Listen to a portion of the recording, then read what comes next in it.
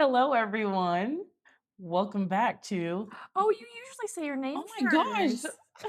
It's been a week off. We forget how to do this. Hi, I'm Vanessa Simone, And I'm Mimi Hayes, and we are the the girls girls next next door. door.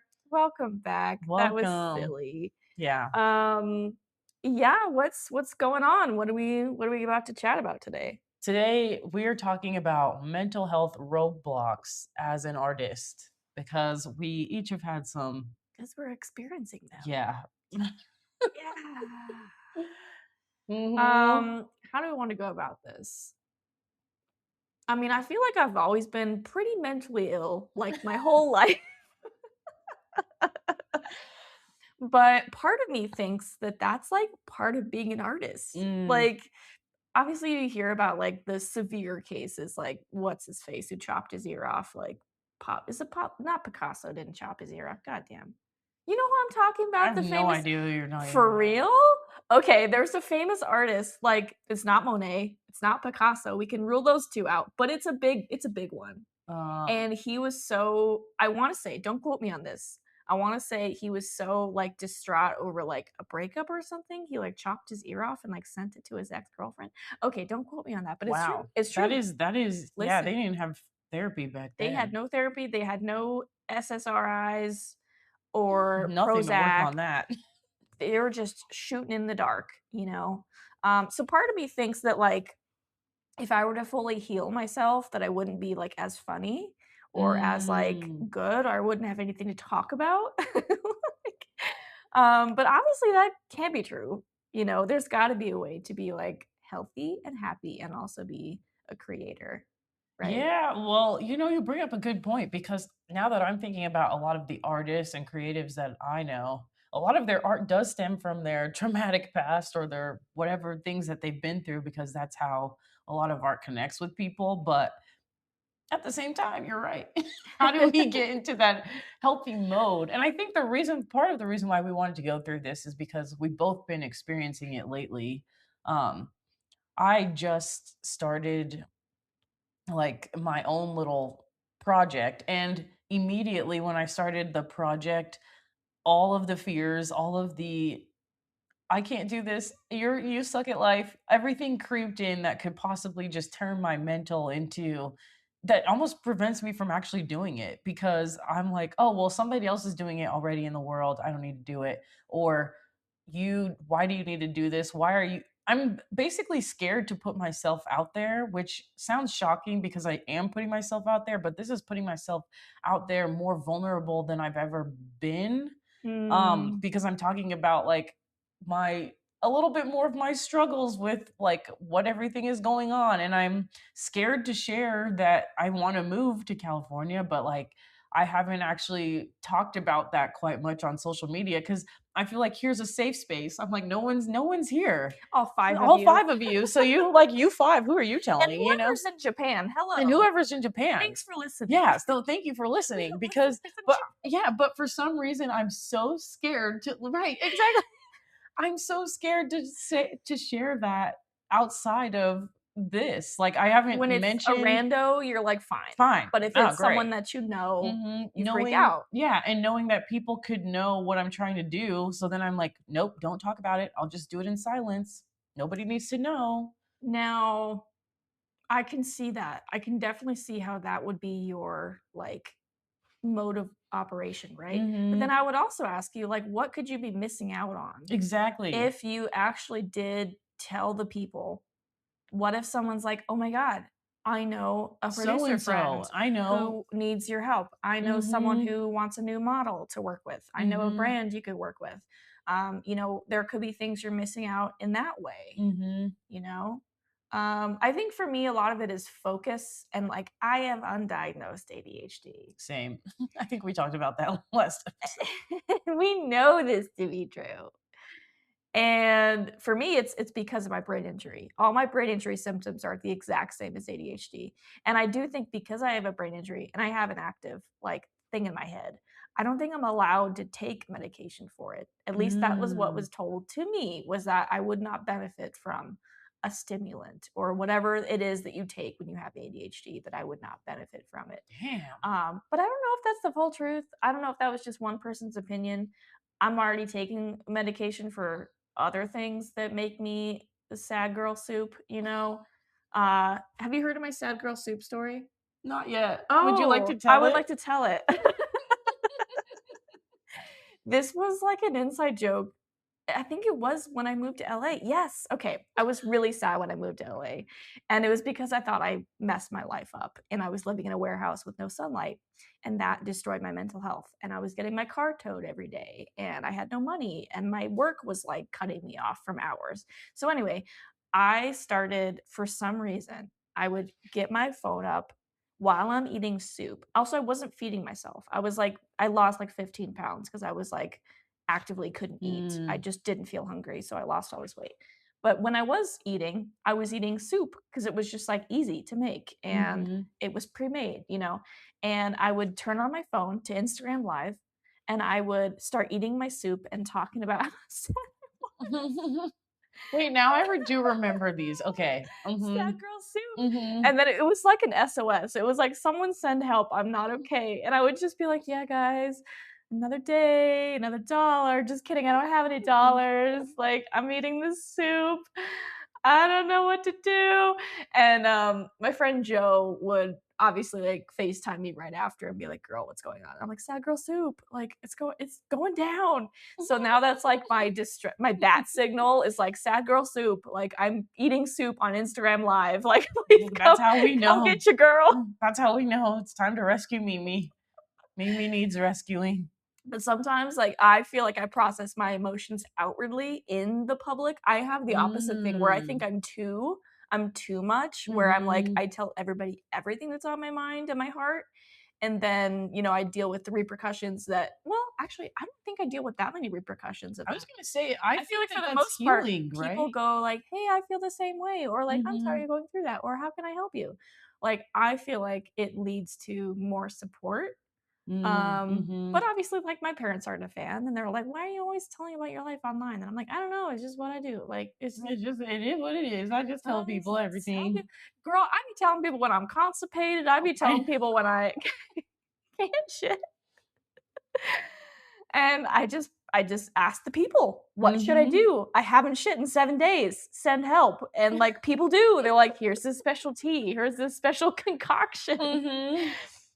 Like, part of it is just I like being perceived. I like being in the public Mm. eye. I'm a comedian. I like making people laugh. I do get a lot of content from my trauma, from my experiences. Mhm. So I'm just out there telling the people, yeah, like, yeah, like, I'm gonna try to move to LA and it might not work out. I might totally Mm. fuck it up, but I'm gonna try. And whoever's there, let's get coffee, like, people have been checking in with me about it because I've been more open about it. Yeah. See, But there is, mhm. I think, something there's a core reason why you don't want to open up. Mhm. Do you feel like you know what I that think is? so it's a combination of a few things. Number 1 being like when I don't want anybody to try and change my mind, and I feel like in the past when I've tried to open up, somebody will shut it down or be like, "Oh, why do you wanna move there?" or whatever, and I'm like, "Why do I need to explain that? I don't wanna Mm, explain, I wanna move there." Or people who I might feel I don't know why I feel this, but sometimes people may judge why I'm doing that, and I'm like, "Why do I care that people are judging this?" And then also because I feel like I did the same thing with New York. I didn't tell anybody until it was happening, and I feel like the reason why I did that is because I just don't want anybody to change my mind, and I mm, want it solidified, so it's like, you can't try to convince me it's happening. It's also for me too because then I'm like, "It's happening. No one's gonna tell me, 'Oh, no, why are you going?' Oh, don't it's already everything's done. It's all planned. I'm doing it," you know? I don't wanna hear the outside voices. I don't think I can handle those outside voices, and um maybe I am giving these outside voices too much credit because I do right. remember when I wanted to move to New York and one of my coworkers was like, "Oh, don't go there. It's like the worst place ever." And then I come to find out this person's never been to New York, right? And I feel like the same thing with my Egypt trip. I feel like I've been when I posted about it, there's always somebody in the comments who's like, Egypt is so scary, it's dangerous, blah, blah, blah, blah, blah. And I feel like I don't want those projections. So I'm almost Mm, like, I'm gonna shut up. And you'll see me there when you'll see me there.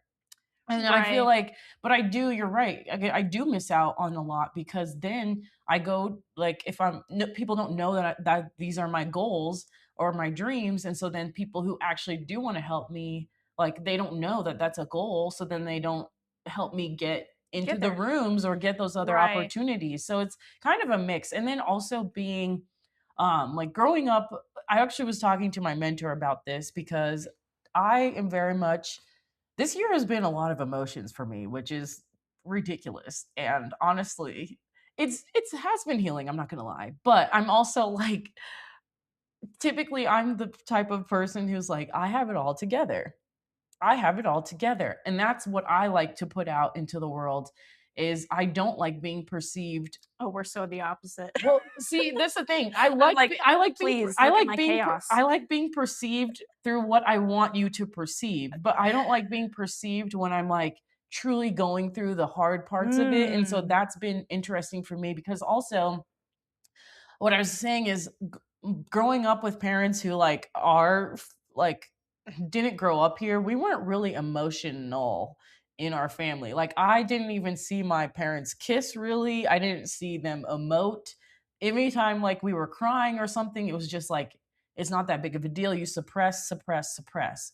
So now in this at 35, I'm finally expressing my emotions and crying a shit ton, which yeah. fuck, God, I don't know how you do. It's exhausting, isn't it? It is But it does exhausting, feel but it feels does good. feel really good It feels though. I good. will say as a former non-crier who like I'm like I refuse to be emo. Um my sister's very emo though, which is crazy that we're from the same parents. Anyway, and so it's very interesting to me because it is a release, but I'm also still growing in being very transparent because I feel like I'm more show like what I want you to see of like, oh, fashion, oh, fun. She's like going through the home process. But when I'm like going through shit, I really don't like to show that. And I also, I don't know.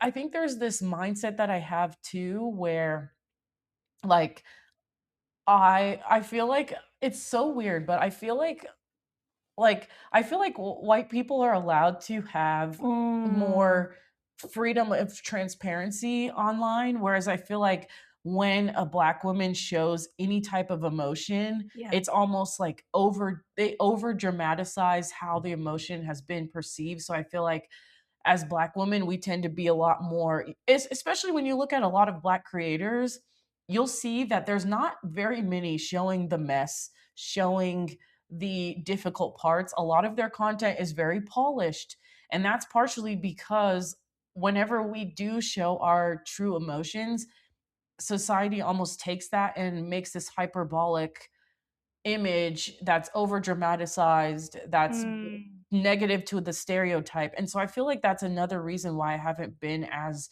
transparent online is because I've seen how people do that. Like even just watching last year with Love Island and watching how they berated Olandria and like Shelly for barely Oh, exact like how they felt when they were right to feel that way and like watching the internet do this. I think that's part of why I'm not as transparent is because I feel like there's not as much grace. But I do think that that needs to change and that, if I'm more transparent, then, people can start to realize, black women are human. We go through shit, but, and we're just like everybody else, but and it's time that we don't dehumanize them for having emotion. So I think that's part of the reason too why I'm a little more I'll put everything that's perfect out on the internet rather than being actually transparent. but you are getting there. Like, you've Yeah, made some huge steps in the right direction, like and I do feel like that is the direction that you wanna go it because is. you're going to Mhm. connect with more people. My favorite video on the internet is, people crying. Like, I swear to God, I'm like, "Yes, yes, baby, let it And it's out." mine too, so it's like you And would it's think like, yeah. and you see and a lot of them go viral because they're like, "I Mhm. can't believe I'm being the crying person on the internet, but it's like you're feeling something that is so genuinely human Mhm. and real and valid, and everybody is gonna support you, and there may be someone who's gonna be a shithead, but guess Mhm. what? Other people in the comments are gonna stand up for you. Mhm. And we've talked about trolls. Trolls are Mhm. trolls, they're gonna find whatever with whatever, but, Yeah, and they have you know nothing going on with their life, so. yeah, but you are actively making that choice. You had an Airbnb guest Mhm. that left that you were super soft about, and you were crying about it, and you're like, "I don't know why I'm crying, but I just miss this person, and they were so great, and they were so kind," and you were crying, and I was like, "Perfect. Yes, we love it. We love to see it," Mhm. you know? But also I wanted to ask you something back when you were talking about people changing your mind. I Mm. guess I don't believe that that would be possible because of how strong-willed you are. Like, I Mm. don't think someone could change your mind with Mhm. simply saying, "Oh, LA is a shithole." Okay, you've never been there. "Oh, I'm Mhm. sorry, are you working in film? I'm sorry, do you know what you're talking about?" You Mhm. know that they don't know what they're talking about. So Mhm. I feel like the only advice that you would really seek out and you would listen to is someone who lives there who's going to be giving you advice, like real That's advice, true. like, Mhm. hey, avoid these neighborhoods, hey, like, be careful about parking, parking Mhm. can be real, can get you, have Mhm. some money saved up, but be prepared to spend money. It's a very expensive city. Have some goals, get your Mhm. feet wet, take an acting class. Like, I feel like you're going to get a lot more of that than the That's true. opposite. And Mhm. anyone who's going to say those negative things is like, who the fuck are they? You Yeah. know?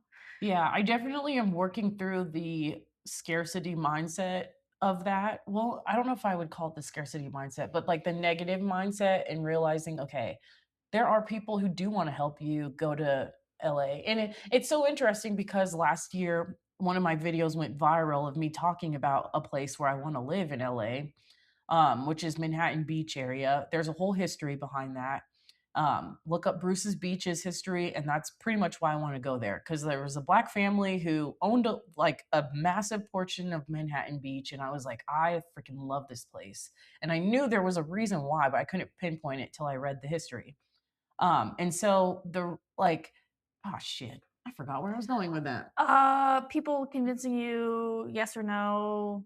I mean, that convinced you to go there. Mm-hmm. That experience told you, "I could live here. I could be Yeah. here." Mm-hmm. That's very true. But um, damn it.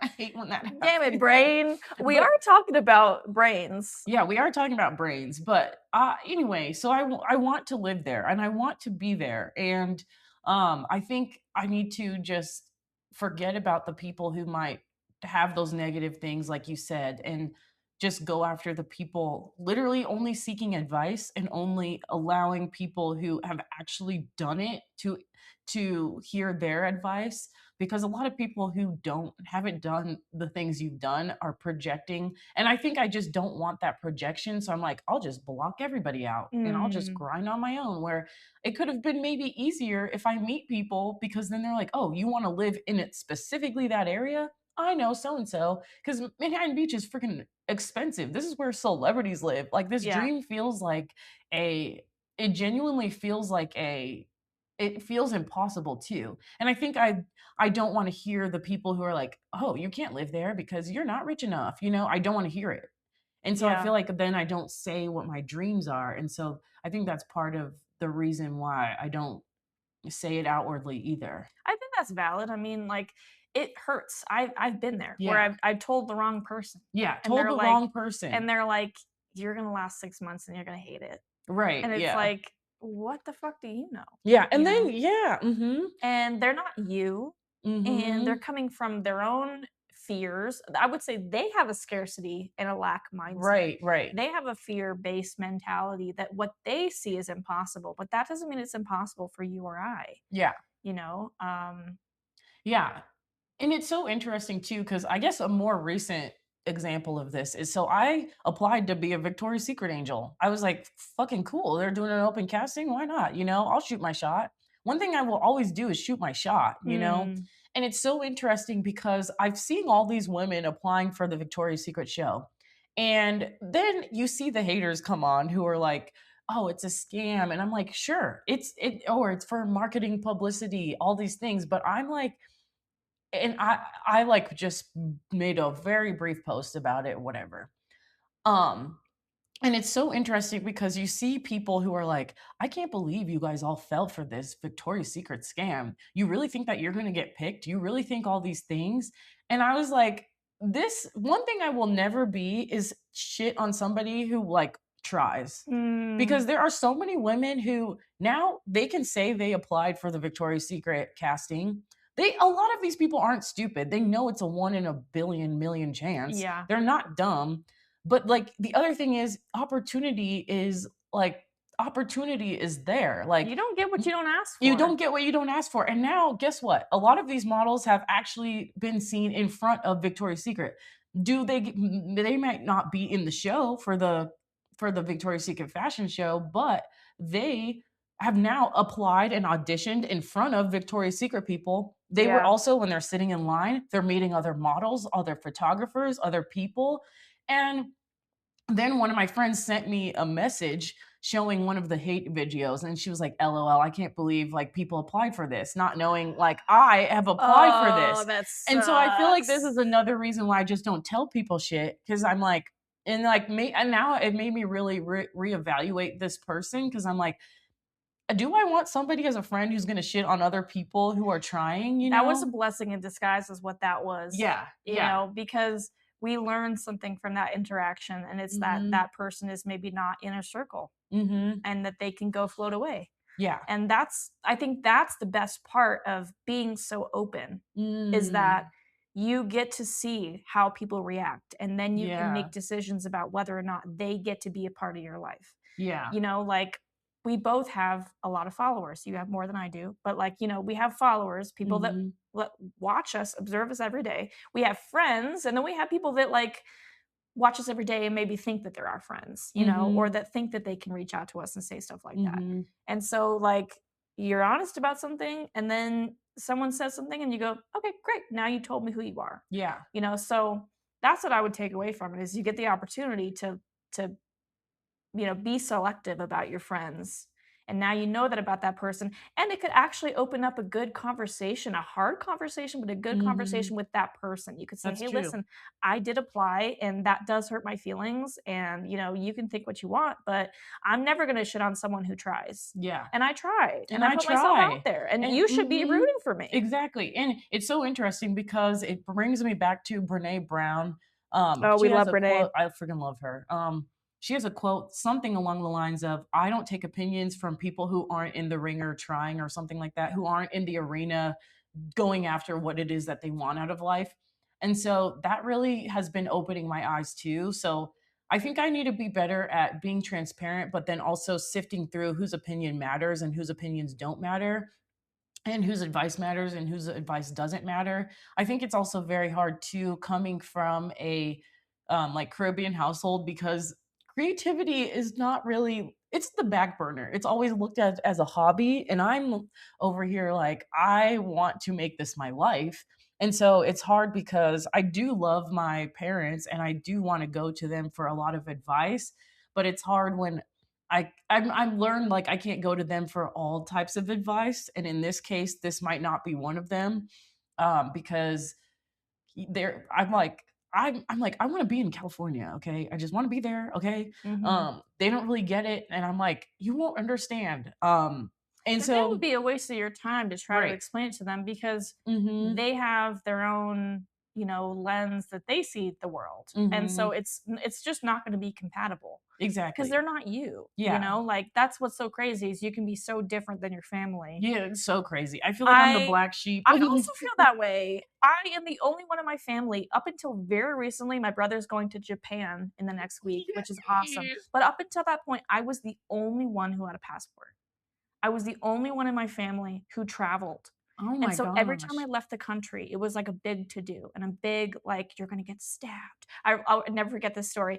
I was Facebook messaging my mom and I was in Amsterdam. And I said, Mom, I'm going to the Anne Frank house. She goes, Don't get stabbed. What? And I'm like, because someone's going to stab me at At the Anne Anne Frank Frank house. house? What are you thinking? And it's just because she had a fear of like places that are not Colorado, Parker, Colorado. Like, she hasn't been outside that much. Mhm. Like, she's been a couple places in the US, but she's never been abroad. In Mm. Amsterdam, all the bikes are unlocked. You will not see a bike locked Mhm. to And they something because nobody will steal and them. they have bike garages, literally, and they even have bike lights on the streets. It's insane. So Amsterdam's it's so like freaking cool. the thought that someone could do that. I'm not saying it's never gonna happen, but it's Right. probably not gonna happen because that's not how that works And there. honestly, we should do an episode traveling as an artist because I feel like that would be a good Yeah. episode. Did we I not do don't that? know. We could do a second Yeah, one. we could do it. Yeah. We did your Yeah. safari. Anyway, this That's true. You're this right. Oh, episode is yeah. brought to you by ADHD. Sponsor. By Our sponsor Prozac. is ADHD. Something that I really still wanna talk about is, like, Mhm. focus and having a lot of projects and not knowing Mm. what's the most important thing at that point in time. God. Um, I have a breakthrough this week to talk about. And, of course, Yay. like I'm afraid to talk about it. Here's why I'm afraid to talk about things, is Mm. I'm afraid because I'm like, "Well, if I don't get it, I'm gonna look like an idiot." So if I get excited Mm. about it, I'm gonna look dumb, and if I don't get it, right? So my, book proposal is in the hands of an agent right now, I and wanna clap, but, like, the microphone picks it up and it makes it so loud. yay! I'm clapping away I'm from the clapping away from microwave. the mic. This happened very suddenly. This happened in the past couple of days where I forgot, because I have a silly brain, I'm that I sorry. posted on Facebook like 2 weeks ago to this Women in Memoir Facebook group. And it was honestly a vent. I was like, I'm so Mm. sick of getting rejected by agents because I'm not a celebrity. Is anyone else encountering this? I'm so sick of this. What do I have to do Yeah, to convince an agent to sell my book? right. You know, because memoir is a dirty word, whatever. I get like 35 comments. I'm sorting through them because I'm like, wow, I forgot I posted this honestly like 2 weeks ago. Mhm. And this one comment said, hey, DM me, if you want to talk to my agent, I'll put you in touch. And I was like, what? Okay. What? What? And so I freaked out and I started messaging her, and I followed her on TikTok, and she's like bigger. She's a forensic person. She Hmm. like determines like time of death and how they died, and like she's like a forensic person, which is like Holy very cow. trendy because of true crime, right? So she's got a couple books out. She's a best-selling author, and she has an Mm. agent. And she said, why don't you talk to my agent? And so I ran through my book proposal that I had not looked at in 10 months, checked for spelling errors, checked to make sure it was what I wanted, wrote a little brief kind of paragraph to explain what my book was, and sent it, and she forwarded it along. And so, as we speak, there is an agent somewhere who has an email in their inbox to look at my proposal. And, what's hard about this is that, like, Mm. I had put that goal on the back burner for so long because I wasn't seeing results. Because I Mhm. was really trying to get an agent, and like the year 2025, I was kind of more focused on sending agent emails and doing all this. And that was one of my focuses. And then comes along the documentary, and then comes along, my writing retreat, and then comes Mhm. along, my business and trying to get more Mhm. clients. And so I have an issue where like I don't know what's priority, and then something will kind of pop up and I'll freak out because I haven't given it attention in 10 months. Mhm. And then I have to pay attention to it because it's like I only get one chance to be in Yeah. front of this agent. Mhm. And, either way, I'm excited to hear back either way. It would be fucking awesome if this person wanted to get on a call with me and take my book. But honestly, if they even said to me, "Hey, here's what I recommend. I saw your proposal. Here's what I think, here's how you can go about it." I haven't gotten that advice yet. Mm. I need Mhm. professional advice from an agent who can tell me the truth. Yeah. And right now, the truth is memoir is very hard to sell. And so if they have a Mhm. special ingredient or some angle I could go at to fix this book or make it more marketable, I'm going to take it. Mhm. But how do you feel about like when you have a project and you start on it, how long are you able to focus on it before you start going to something else? Um, this is a hard question because also as someone with ADHD and too many goddamn passions, I feel like it's kind of like what you do, where I focus on it for a while until I pretty much lose interest. One thing about me, I'm also very good at starting something, and I'm very much more of a visionary than I am the details. So as soon as it gets to the details part, I'm like, fuck this, I'm out. And so I think it's kind of it varies. Sometimes it's like I'll focus for 2 months and then I'm like, this is too detailed. I don't care anymore. Cause my brain is just so visionary. But my mentor was telling me, you need to find people who want to do the details for you. Because in Mhm. my ideal world, I am the entertainment. I show up and somebody has my schedule for me. Yes. That is my dream because I will show up and trust me, I'll do everything in front of the camera I'll do that. But in terms of the scheduling, in terms of the booking, in terms of the actual producing, like I have probably 8 or 9 YouTube videos that I still need to edit and still need to get onto freaking YouTube, but I haven't done it because guess what? It's too detailed for me. I'm like, I'm beyond this on the Yeah. vision. And so, You gotta start outsourcing then, yeah. but also, I have found I have a problem outsourcing because 'cause I'm a control freak. I don't know about you, you may not be this way, but I have a problem giving my work over to someone else to take it to the next step because I Mm, wanna have my hands on it. And mhm. so if that's not you, that's fine. You could just be like, "Hey, you edit my video. Here's what I want. Go do it." And then, then it's done.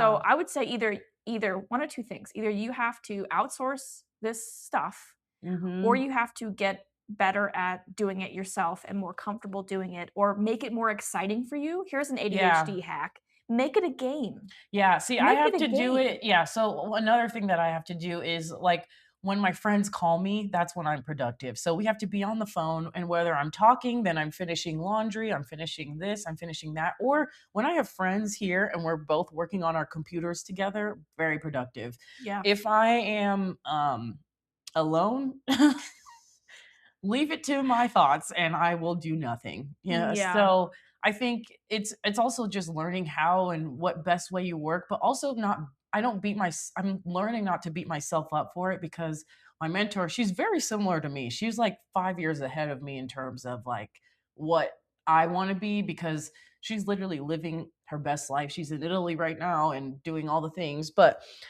she basically said, you don't beat yourself up for how you're wired, it's also just finding a new system with what works for you. So now I'm realizing, okay, I'm a visionary, I'm not detailed. Let me find the people who can do the detail. I'm also because I'm visionary and not as detailed, I also need to make sure that I can be productive with people.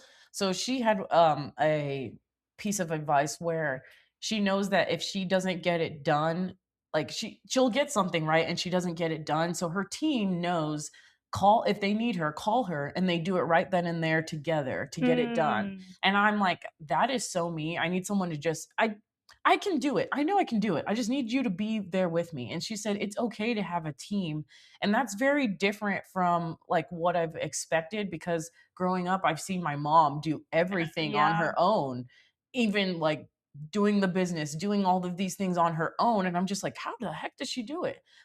But she also does have a team. She's very good at the details. Whereas like other people are more like my dad is more visionary, right? And so there are a team. And I'm like, okay, I need to find my team, my tribe of people who can help me execute in this way so that way my dreams do because I have so many dreams. I want to be an actress. I want to be freaking filming stuff. I want to be a model. I want to be a business owner. I want to be all these things, but I need a team and I also need people to keep me focused because that's the other thing I think of with especially with moving to LA. I'm like, I know that I want to do this, but there's also so many other things. And it's like, how do I make sure, like you said, I still am learning how to prioritize what needs to be focused on and what needs to be prioritized. Mhm. And our friend Liz has actually been really helpful with that because she literally audited my social media, guys. She was like, "Girl, you're all over the place. This is why you haven't taken off." And I'm like, "Oh, shoot." It's literally my social media is a reflection of my ADHD. No one knows what's Yes. happening. Yes. And so that's why I don't have like cuz I've been on the internet for a long time and for most people who've been on the internet, like within a year or 2 years they reach like 10,000 followers or whatever. I've been on Instagram doing this shit since like 2015. Consistent? No. Yeah. And all of these things. But she was saying, we might just have a long episode today, Yes. which is Yes, we okay. will. Strap But in. A few more minutes here. strap in, yeah. But so she was looking at it and saying literally sent me all these images of basically completely all images that I've taken, right, from my page of all these different Pinterest looks like could be different Pinterest boards. And one was like safari, one was like luxury, one was island girl, one was another and Colorado girl. Colorado girl. And I realize, oh, this is why people are confused because I have several things going on at the same time. Nobody really understands what's happening. And that's truly just my ADHD reflecting because am so multifaceted. But she's like, you need to scale back and Mm. find out who you are, like your core two, one, two, three things, right? And then from there, we start posting about that. But then as you grow and grow, then you can incorporate more because now I'm in a very different journey where I'm like doing more real estate. I want to showcase me moving to California, even though I haven't yet, because like I said, I'm scared. um, and all of these other things. But she's like, you're this is why. Because people, when they look at your page, they don't know what they're getting. And when she sent me these different boards, not only was it confusing for I was confused. I was like, girl, that's What like is that? I'm like, these are different books of Yeah, different people. yeah, different people all within me. Yeah. And so it made me realize, wow, I've done a lot, which is really cool, but also people are they're just so lost. And so I need to hone in and focus on what my main things are to showcase. And that's been really difficult. So I Well, think it's kind of like a soul searching situation, right. where we've been kind of like kicking the can around for a long time, you and I, like on the Mhm. internet, doing our thing. We're very similar in that we both do a lot of different things. Mhm. I have the same issue, right? Where I'm like, okay, well, oh, you got a business? Oh, you're a comedian? Oh, you do this? Oh, you have a documentary? Oh, you do this? Mhm. Oh, you have a TED? What is it exactly that you do? And Mhm. so, like, if you could really boil it down to like an elevator pitch, I think it comes down to your why. And Mhm. the why is going to get you past the mental health issues. Mhm. And if you're strong on your why and why you're doing these things, I think they will start to connect and you will be able to prioritize. Mhm. So I told this to one of my clients. We were thinking about her characters and why are they Mm. driven to do what they do? What's their why? It's a good question. And so we were thinking about that and then we were talking about our own why. And I was like, I think for me it's sharing stories. Like Mm. two words, sharing stories. So, like, I share stories through speaking. I share stories through working with writers. I share stories Mm. through writing, through documentary. I want to be talking to people. I want to be sharing stories because I see the power in words. And I see Mhm. the power in, I said this vulnerable thing. Somebody else across the way said, oh my God, me too. I thought I was Mhm. the only one who ever felt that way. And you said it. You said it. Mhm. And so that's what gets me going is sharing stories. So I can do that online. I can do that through my writing, through my Substack, through all these different things I'm doing. But if I'm strong on that, if something doesn't fit with me sharing stories, I have to be honest with myself. You know what? That's for later. That's for later. That's for my Mhm. 40s, for my 50s. Like that's not about sharing stories. That's a little bit of a detour. Like and I Mm. have those feelings too where and I swear the pandemic was the worst because every week was something else and I was like, I'm going to go to pastry school. I'm Mhm. going to go do this. And like I was just watching the Great British Bake Off too much and I was like, I think I should be a pastry chef. Mhm. And it's like you get these ideas and I think that's a sign that your body is trying to distract you from your purpose. And it's not that you can't Mm. bake things. I still bake things, but I'm not going to go to pastry school, okay? Not right now. Like Mhm. maybe 10 years from now, maybe I got some things accomplished. Maybe in my retirement, I opened a pastry shop with a little bookstore attached. That sounds cute for me, right? But that's just not a now thing. And that's Mhm. okay. And it doesn't mean I'm not going to do it. It's just like not right now. And so I Mhm. think if you could get clear on your why, that would help you a lot with right now, Mhm. understanding what's for now and what's for later, and to not feel panicked that you're never going to do that thing. It's just like not for now, you know? Yes, I love that. And It's so interesting that you say that sometimes your ideas are a distraction from your main idea because, oh, wait, that is me. I also, I think my why is still being figured out, but I know I love bringing women together. I freaking love it. Like, I love having deep conversations like what we're doing here. This lights me up. Um, even like I know that I started doing flowers. Mhm. But it's so interesting because I love it, but then when I got down to it and thought, "Do I really wanna run this as a business?" So I'm like, "I don't know if I wanna do it on the business side per se, we'll see." But I feel like my why is starting to come together, and I know that I love color, I love bringing women together and lifting them up and realizing that they have so much more potential than what society has told them that they do. That's one of my whys, and so I do need to narrow that down, which I'm really glad that I'm working with our friend Liz because she's been so intentional on the questions that she asks and it's pretty wild. I'm like, if you ever need someone to help you with your branding, Liz has got you, Nova Creative Agency, Mhm. because I've never actually asked myself these very deep, intentional questions. And as she's been asking me, I'm realizing I don't know what my brand is right now. And it's helping me hone in on what that why is.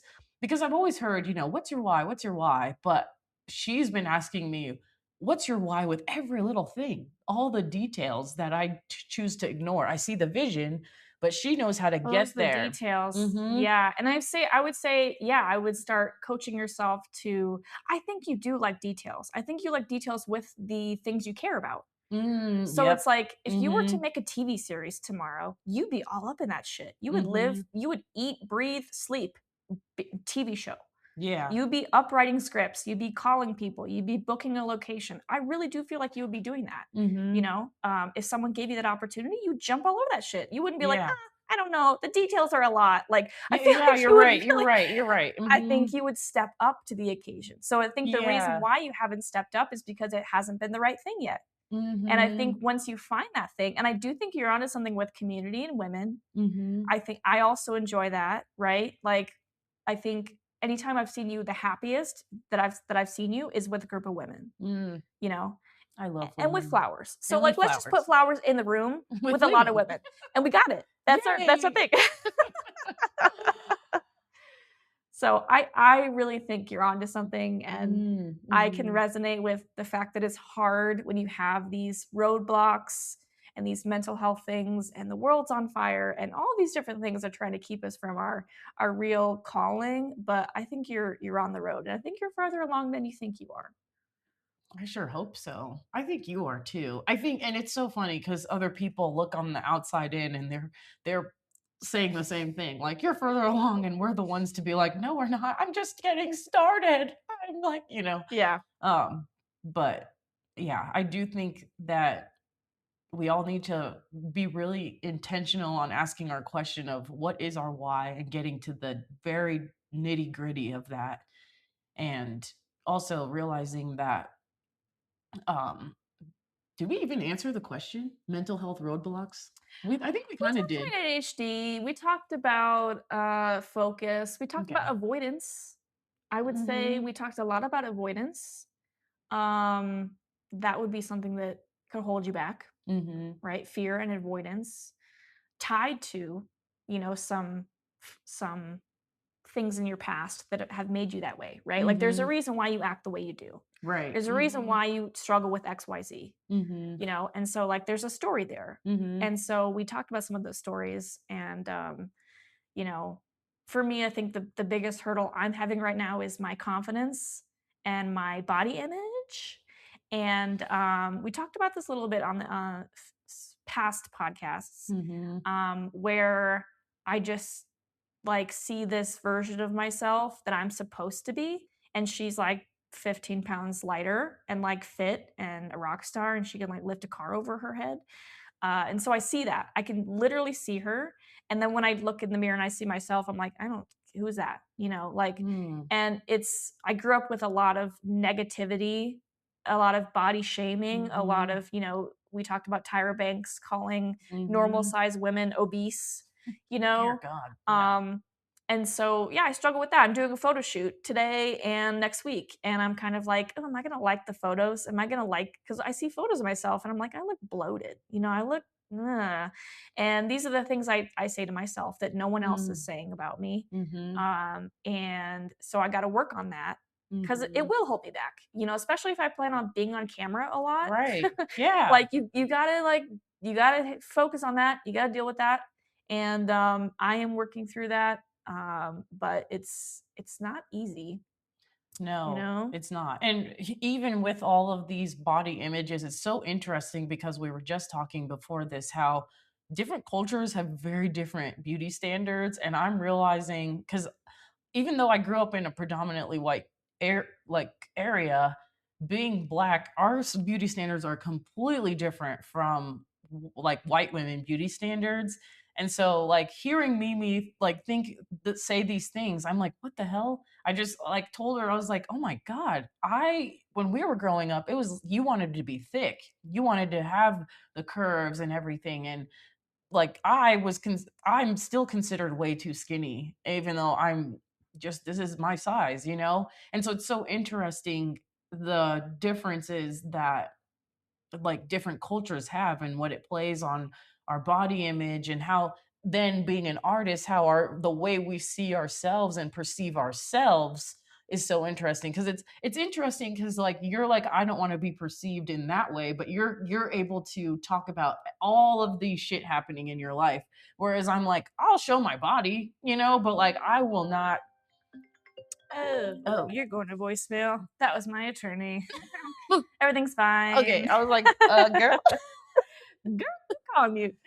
Yeah, the differences are stark, right? Yeah. And we grew up across the street from each other, Mm-hmm. but like the way I see my body versus the way you see yours, totally different. But I do think all women have something about their bodies that they're struggling with because Yes. of patriarchy, Because of the because of patriarchy. what's God, fuck the that. world. And so it's not our fault, you know. Mm-mm. I'm trying to be more gentle with myself, but I also really I can see myself being absolutely ripped. Like I can see that in my Mhm. future. And so the fact that I see that goal so clearly, again, it's another goal of mine. Mhm. And so it's like, where does that come in the priority? Right now it's pretty Right. low. Right now it's pretty low. But then I do a photo shoot and then I'm upset. So it's like maybe it should be higher on the list. Mm. So I struggle with that too. It's like, well, I really want to get better in shape and I want to feel better and I want to have the energy to be this Mhm. full-time artist and to do all these things, but can't do it where I'm sitting right now, like there's a lot Mhm. holding me back. And so we're working on that. Yeah. Well, I'm proud of you, but I also think that you are so beautiful as you are. Thank I you. love the way you look. Seriously. Girl, I love the way you look. Yeah, I do, and it's just like I am pretty it's so adorable. I'll say shocking. I'm very And cute. I yes, think and I'm you adorable. are, and it's so Yeah. it's very shocking because on TikTok right now, it's going viral. Like black people are in shock right now. They're like, "What? White people grew up with these standards?" Like I know y'all like thin, but dear God, I think it's very toxic.